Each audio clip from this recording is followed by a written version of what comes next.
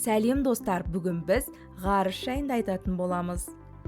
Ғарыш бұл біздің планетамыздан тыс кеңістік.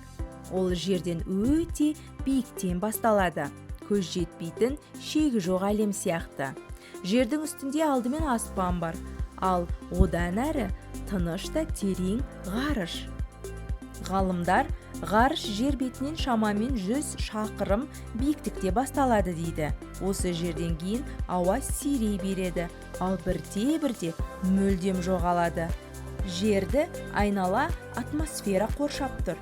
Ол көзге көрінбейтін, бірақ өте маңызды ауа қабаты.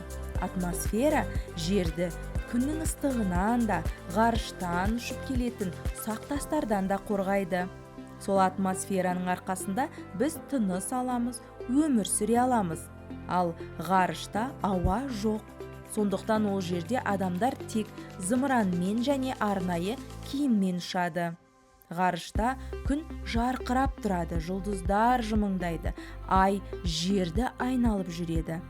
Ал біздің жер сол үлкен ғарыштың ішінде өмірі бар жалғыз үйіміз.